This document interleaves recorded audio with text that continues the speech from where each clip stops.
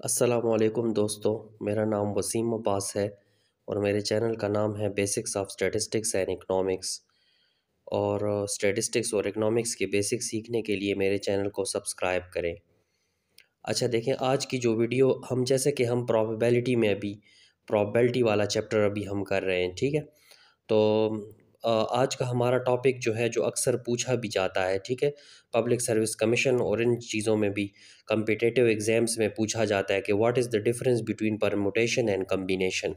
Permutation और combination में क्या फ़र्क है, आज की वीडियो में हम ये सीखेंगे, ठीक है।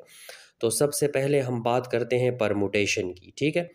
परमुटेशन में क्या है, डिफिनीशन ज़रा पढ़ते हैं। When in selection r objects from n objects, ठीक है, and order is important we use permutation.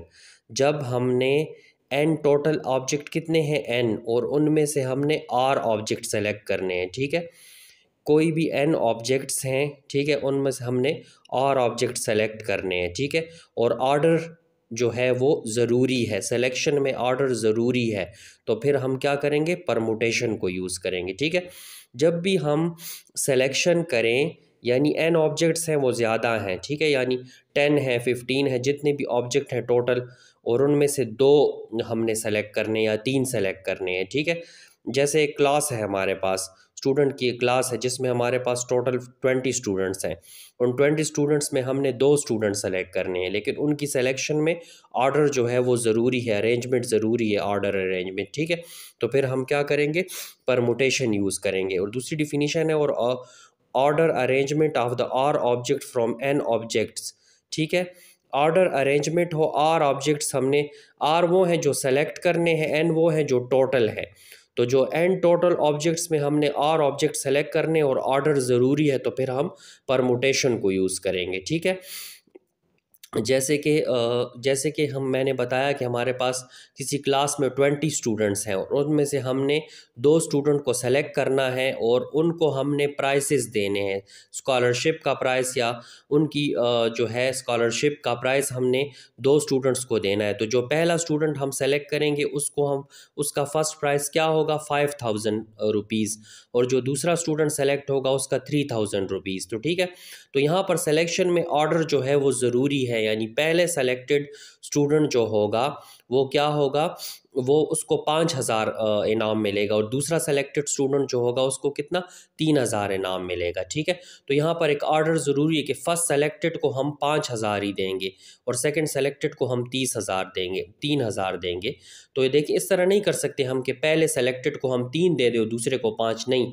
5 जो है वो हमने पहले सेलेक्टेड को देना है, और जो दूसरा सेलेक्टेड है उसको हम 3000 देंगे। तो देखो, सिलेक्शन में ऑर्डर ज़रूरी हो गया फर्स्ट और सेकंड प्राइस के लिए, ठीक है। तो जब इस तरह की सिलेक्शन, तो फिर हम क्या करेंगे, परमुटेशन यूज़ करेंगे। परमुटेशन का हमारे पास फार्मूला है n permutation r, n permutation r. N जो है मैंने आपको बताया जो टोटल है, और आर जो है वो सेलेक्टेड है।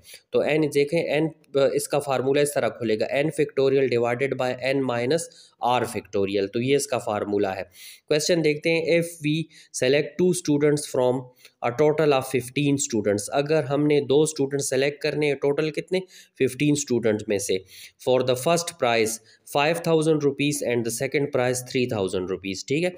हमने ये बात, यहाँ पर इन्होंने हमें ये बात कह दी कि हमने 15 में से 2 स्टूडेंट सेलेक्ट कर रहे हैं, लेकिन फ़र्स्ट प्राइस जो है वो कितना है, 5000 है, और सेकंड प्राइस जो है वो 3000 है। यानी फर्स्ट सेलेक्टेड बंदा उसको 5000 मिलेंगे और दूसरा सेलेक्टेड जो है उसको 3000 मिलेंगे। तो यहाँ पर ऑर्डर ज़रूरी है, 5000 और 3000 का ऑर्डर ज़रूरी, पहले वाले को 5 दूसरे वाले को 3। तो यहाँ पर ऑर्डर इंपॉर्टेंट हो गया। तो हम क्या करेंगे, हम परमुटेशन यूज़ करेंगे। तो एन हमारे पास 15 है, आर हमारे पास 2 है, तो एन तो हमारे पास 15 परमुटेशन 2। तो ये हम कैलकुलेटर पे डायरेक्ट भी कर सकते हैं, अदरवाइज़ इसका formula 15 combination 15 factorial divided bye 15 minus 2 factorial, ठीक है। तो इसको जब हम सॉल्व करेंगे तो हमारे पास 210 आ जाएगा, ठीक है। अच्छा, तो उम्मीद है आपको परमुटेशन की समझ आ गई होगी। जब ऑर्डर ज़रूरी हो सिलेक्शन में तो फिर हमने परमुटेशन यूज़ करना है। अच्छा, कम्बिनेशन जो है वो परमुटेशन का बिल्कुल उलट है, ठीक है। यहाँ पर बात है when in selection r objects, जब हमने आर ऑब्जेक्ट की सिलेक्शन करनी है एन ऑब्जेक्ट्स में से, ठीक है, विदाउट कंसिडरिंग ऑर्डर, और हमने ऑर्डर को कंसिडर नहीं करना, वी यूज़ कम्बिनेशन। यानी हमने सेलेक्शन करनी है लेकिन हमने ऑर्डर का ख्याल नहीं रखना, ठीक है, विदाउट ऑर्डर हमने सेलेक्शन करनी है, तो फिर हम क्या करेंगे, कम्बिनेशन यूज़ करेंगे। और any subset of r object from n object, कोई भी हम ले सकते हैं, ठीक है, उसमें ऑर्डर ज़रूरी नहीं, कोई भी हम ले सकते हैं ऑर्डर के बग़ैर।